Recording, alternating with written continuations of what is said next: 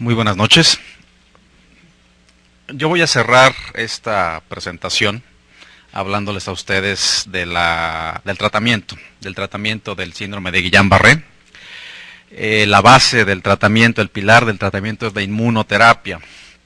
Ya comentaban al principio de esta presentación que el tratamiento para esta entidad es únicamente para limitar la severidad del daño, la severidad de la enfermedad, no es curativo. Y es que los conocimientos de la patogénesis del Guillain-Barré no son, más bien son recientes, o pueden ser relativamente recientes, y la tecnología para el desarrollo de fármacos que puedan tratar este tipo de enfermedades, pues ha sido de lento avance. De hecho, aún el día de hoy todavía el desarrollo de protocolos y de investigaciones que vayan dirigidos a inmunoterapia son costosos, son complejos, son difíciles de hacer. De modo que el tratamiento o nuevas terapias para esta entidad son de lenta aparición y prácticamente con poco éxito. Con esta introducción y mostrándoles aquí una microfotografía de Campylobacter jejuni, comenzamos que pues gracias a los conocimientos de cómo afectan los anticuerpos y los autoanticuerpos a las membranas de las células de Schwann, es que se dio pie a la investigación para poder originar tratamientos. Es decir, si son autoanticuerpos los que están destruyendo a estas membranas, pues la lógica es o eliminar estos autoanticuerpos o originar medidas que los puedan bloquear para que no hagan el daño. De modo que así surge la plasmaféresis. En 1978 fue cuando primero se reportó el uso de plasmaféresis para esta enfermedad. Se estuvo utilizando a lo largo de los años, sin gran evidencia, sin gran literatura al respecto, hasta que en 1985 sale el primer estudio importante, bien diseñado, aleatorizado, controlado, en donde nos dicen que la terapia con plasmaféresis para Guillain-Barré es efectiva. Hacia 1986, la plasmaféresis se convierte en el gold estándar para el tratamiento del Guillain-Barré. Desde entonces, estas son más o menos las guías para realizarlos. Son similares en todos los centros con algunas variaciones. Consisten en 5 sesiones de intercambio plasmático. Cada una intercambia de 2 a 4 litros y se lleva a cabo durante 90 a 120 minutos. Pueden ser cada tercer día. Es variable en cada centro. Me preguntarán ustedes con qué se repone el plasma. También es variable, hay unidades que utilizan albúmina, unidades que utilizan plasma, otras que utilizan soluciones incluso cristaloides o coloides. No influye mucho en el resultado de la plasmaféresis, a menos que uno de los componentes tenga indicación o contraindicación para utilizarse. La plasmaféresis no solamente se utiliza en este síndrome, ¿no? Aquí está toda la gama de condiciones y patologías en los que se puede utilizar, desde padecimientos en oftalmología, en neurología es donde más lo conocemos, ¿sí? Aquí está el tema de nuestra plática el día de hoy, para nefrología, angiología, incluso para dermatología. Es decir, las indicaciones de plasmaféresis son amplias. Y es una técnica que se le llama, entre comillas, de purificación sanguínea, ¿no? Ya les explicaban también al comienzo de esta plática que el objetivo de la plasmaféresis es quitar a esos anticuerpos que están afectando a las membranas de las células nerviosas. Retira también complejos inmunes, retira citocinas y retira mediadores inflamatorios. Lo hace a través de varios mecanismos. Hay, de hecho, los aparatos para plasmaféresis también han ido evolucionando conforme va avanzando la tecnología. Se puede utilizar filtración o se puede utilizar centrifugación. La plasmaféresis, recuerden ustedes que requiere de heparinización y se hace un recambio de 1 a 1.5 volúmenes plasmáticos por día. Aquí está una gráfica donde más o menos se ilustra como viene aquí la sangre del paciente, entra al aparato de plasmaféresis, en donde aquí en este caso por centrifugación se hace una separación de los elementos celulares y del plasma, ¿sí? Y lo que sale es el plasma junto con los anticuerpos y los complejos inmunes que queremos eliminar. Les había dicho que a partir de 1984 comienzan los estudios bien diseñados para probar la eficacia de la plasmaféresis. Esto es una revisión Cochrane, en donde nos muestran el análisis, en este caso de 5 estudios, que van desde 1984 hasta 1997, en donde comparan a la plasmaféresis con únicamente el tratamiento de soporte que se daba hasta antes de la instauración de la inmunoterapia en el tratamiento de estos pacientes. Me refiero a ventilación mecánica, posiblemente esteroides que se usaban desde antes, antibióticos y demás. ¿Servía o no servía la plasmaféresis? Pues aquí nos ponen los resultados. Esta gráfica aquí es muy importante. Aquí nos muestran ya los resultados de todos estos estudios.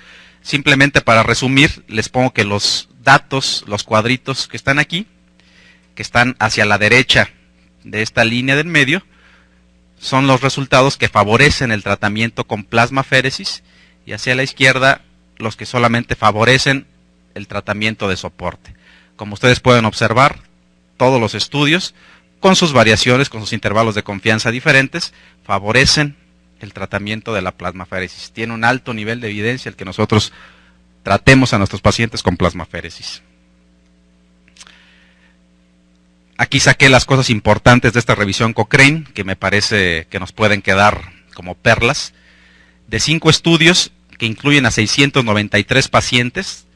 Estos estudios fueron aleatorizados, pero hay que tener en cuenta que no estaban cegados. Observamos que la plasmaféresis reduce la proporción de pacientes que necesitan ventilación mecánica de un 27% a un 14%, con un riesgo relativo de 0.53, esto es bueno, y una P menor a 0.01, ¿sí? Altamente significativo estadísticamente hablando. Los intervalos de confianza aquí los pongo. 2 estudios muestran que reduce el tiempo de recuperación para caminar con ayuda. 30 días en comparación con 44 días de aquellos que no son sometidos a plasmaféresis. La P también de estos estudios es de 0.01. 4 estudios con 585 participantes presentan mejoría en 0.89 grados en 4 semanas posteriores al tratamiento. ¿A qué se refiere esto de 0.89 grados? En el segmento anterior les presentaron la escala de Hughes, que va de 0 a 6. Bueno, pues esto de 0.8 es de la unidad en cada grado de la escala de Hughes, ¿no? Es decir, no se alcanza a lo mejor un grado de recuperación, pero hasta ahorita esto es lo que da el tratamiento, ¿sí? Hasta lo que tenemos en la actualidad. 4 estudios con 204 participantes observan que la plasmaféresis incrementa la proporción de pacientes que recuperan la fuerza completamente, a un año, de 55 a un 68%. Les puse aquí otra vez la escala de Hughes, precisamente por la diapositiva anterior, en donde mostraba un incremento en recuperación de 0.89 grados. Cada uno de estos es un grado, ¿sí? Usualmente nuestros pacientes están en 5, porque requieren ventilación mecánica, o algunos incluso en 4, ¿no? Que ya empiezan a presentar algunas de las complicaciones porque están confinados a cama y no pueden caminar. Esos estudios, nos mencionaba el doctor Ramírez que esta clasificación, esta escala de Hughes, nos servía para clasificar, para estratificar a los pacientes, pero también nos sirve porque es en base a esta escala que se diseñan los estudios para observar mejoría en alguno de los grados, ¿sí? Es decir, si alguno de los estudios nos muestra que nuestro paciente que está en un grado 5, en un grado 4, lo podemos pasar a un grado hacia abajo, eso ya es mejoría, por lo menos hasta ahorita.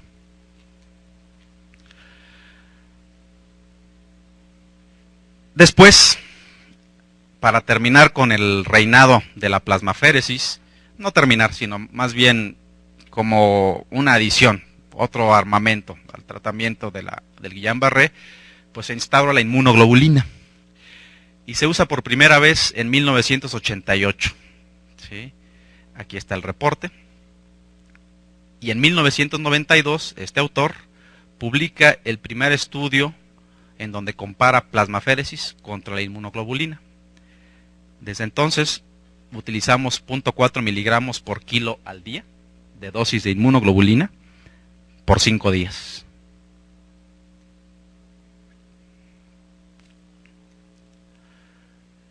Y así es como trabaja. A grandes rasgos, las acciones de la inmunoglobulina son multifactoriales. No se conocen completamente, por lo que les decía, es complejo estudiar estas interacciones, pero estas son una de las identificadas o sospechadas. Bloquea los receptores Fc. Recuerden que estos receptores están en los macrófagos y son los encargados de hacer las presentaciones antígeno-anticuerpo. Interviene en la generación de anticuerpos antiidiotipo. Presentaba el doctor de la Vega una diapositiva, una gráfica en donde veían ustedes la importancia del complemento en el daño que se lleva en esta enfermedad. Pues la inmunoglobulina interfiere con la activación del complemento y aparte regula las células T.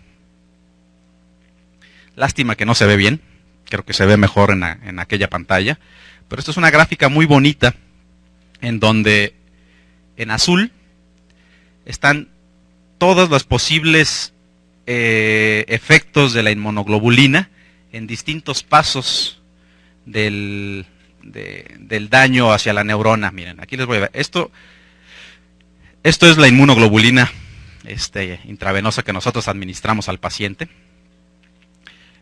De modo que esto es el vaso, ¿sí? Aquí está la sangre, aquí está el endotelio. Esto aquí es el intersticio. Y hasta acá está la membrana neuronal.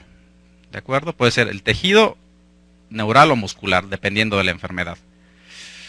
Entonces, observamos que la inmunoglobulina, primero que nada, interfiere con moléculas que estimulan a las células blancas para la formación de anticuerpos, ¿sí? A las células T y a las células B, ¿sí? Aquí es importante la célula B porque recuerden que la célula B se transforma en la célula plasmática que va a producir a los autoanticuerpos que van a ir a formar el MAC, que es el complejo de activación de membrana, ¿se llama? ¿Sí? El complejo de ataque a la membrana, efectivamente, y que va a ir a hacer el daño hacia el nervio. Pues bueno, aquí actúa la inmunoglobulina. Actúa también acá en la modulación de la producción de anticuerpos, neutralización de autoanticuerpos, antidiotipo y en todas estas enfermedades. Estas son las enfermedades en las cuales... ¿Se escucha mejor? Estas son las enfermedades en las cuales se observa que la inmunoglobulina tiene efectos, no solamente en Guillain-Barré. Tenemos aquí miastenia gravis y muchas más enfermedades, casi todas neurológicas. Aquí está la otra acción, inhibe el complemento y la formación del complejo de ataque a la membrana. Modula los receptores Fc, de los cuales comentábamos hace ratito. Aquí está el macrófago con sus receptores Fc, que son los que presentan los antígenos para iniciar la producción o la defensa humoral. Tiene otras acciones, además de que modula las citoquinas inflamatorias, principalmente factor de necrosis tumoral y las interleucinas. Y por último, modula la adhesión, modula la formación de moléculas de adhesión. Esto es bien importante.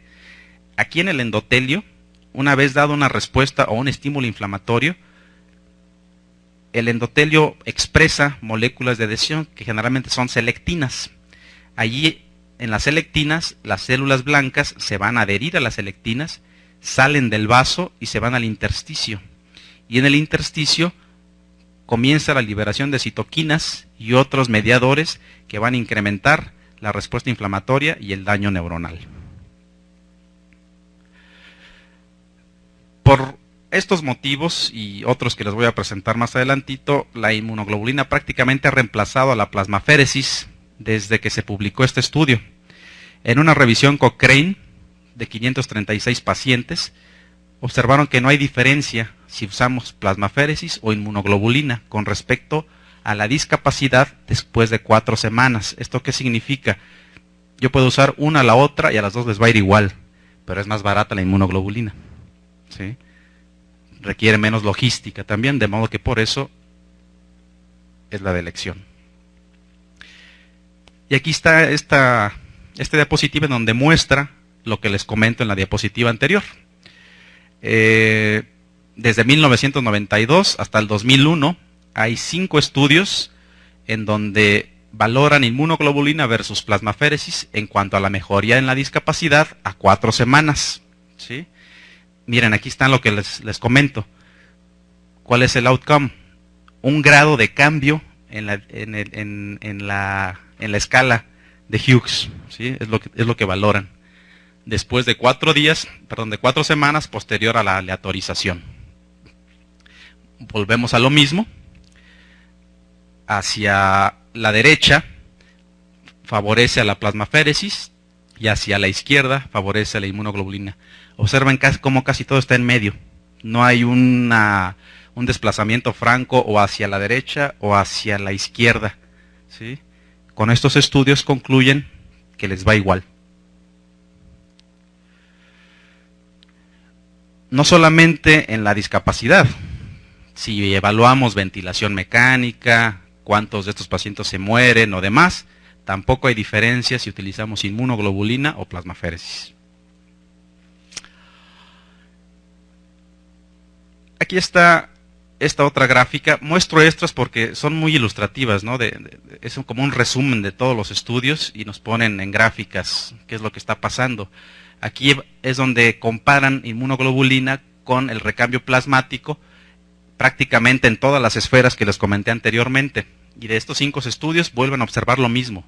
No hay ni un desplazamiento franco a la derecha o a la izquierda. Ninguno que favorezca la inmunoglobulina o otro que favorezca el plasma. Están todos a la mitad. Algunos han abogado por una modalidad que es terapia combinada. Dicen, bueno, ¿qué pasará si primero le pongo plasmaféresis, lo someto a plasmaféresis y posteriormente le doy inmunoglobulina? Dice, a lo mejor le va mejor. Pues no. Les va igual. Sí, es nada más gasto. ¿De acuerdo? No ha mostrado beneficio adicional el dar una u otro tratamiento posterior. ¿De acuerdo? Y aquí lo ilustra. Otra vez en una revisión Cochrane, con este diagrama, se da plasmaféresis seguida de inmunoglobulina. Y se compara con plasmaféresis sola. ¿De acuerdo? Vuelven a ver que está a la mitad. ¿Sí? Ni una ni otra. Y entonces la Academia Americana de Neurología nos da algunas guías en base a estos resultados. Por ejemplo, si nos preguntamos a quién le vamos a dar, a quién de los pacientes con Guillain-Barré le vamos a dar plasmaféresis o inmunoglobulina, lo hacemos en base a la escala de Hughes que vimos, ¿sí? Y nos dice entonces que casi a los pacientes grado 4, ¿cuáles son los grado 4? Aquellos que han perdido la capacidad de caminar.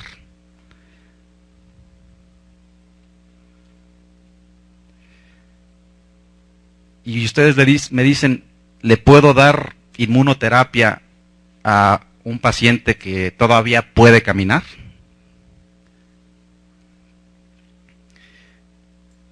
Podemos darla.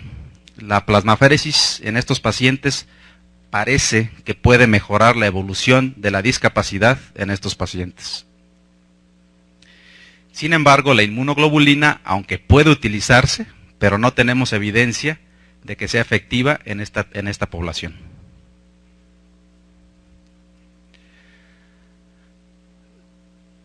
¿Cuándo la instauramos? Es decir, se hace el diagnóstico, nos llega el paciente a lo mejor en 2 semanas después de iniciados los síntomas, al mes, después de un mes. ¿Cuándo la iniciamos? La plasmaféresis se ha demostrado que es efectiva en las primeras 4 semanas. La inmunoglobulina, aunque podemos administrarlo también en las primeras 4 semanas, la mayor cantidad de la literatura ronda en que es efectiva en las primeras 2 semanas. Llego a los corticoides, porque bien que mal fue una terapia que se usó o que puede seguir usándose en algunos lugares. Hay mucha literatura al respecto, sea con regímenes orales o intravenosos. Observen, vuelvo a lo mismo, no hay diferencia si los doy o no. Incluso algunos me muestran que pueden hacer más daño que bien. ¿Sí? Aquello que se vaya a la derecha es aquel que hace un poquito más de daño. Y de modo que aquí les quise sacar esto para hacer énfasis en esto. Hay 6 estudios con 587 participantes en los que nos muestran que los corticoides son inefectivos. 4 estudios de corticoides orales con 120 pacientes nos dicen que empeoran la evolución a 4 semanas. Y por ahí hay 2 estudios con 467 pacientes en donde muestran un ligero incremento, pero que no es significativo estadísticamente, hacia la mejoría con corticoides intravenosos, específicamente metilprednisolona, dosis de 500 miligramos, dada junto con la inmunoglobulina durante 5 días. En conclusión de los corticoides, no hay mejoría en otros aspectos de la recuperación, es decir, no hay mejoría ni para la recuperación para caminar sin ayuda, no hay mejoría para retirarlos de la ventilación mecánica, tampoco modifica a aquellos que se van a morir, ni la discapacidad a 1 año. Esto es lo que les comentaba de la metilprednisolona. La tendencia tampoco es significativa estadísticamente. Ya le dimos ya sea plasmaféresis o inmunoglobulina, no mejoró. ¿Qué hacemos? Llegamos al límite del tratamiento en esta enfermedad porque hay gente que opta por un segundo tratamiento de inmunoglobulina. No hay literatura que demuestre que sea efectivo, Es decir, se hace, pero no hay asociación con que mejora la respuesta. Entonces, es evidente que en esta enfermedad, a pesar de tener estas 2 terapias que son complejas tecnológicamente hablando, no hemos ido más allá. Parece que llegamos a un punto muerto, no mejoramos.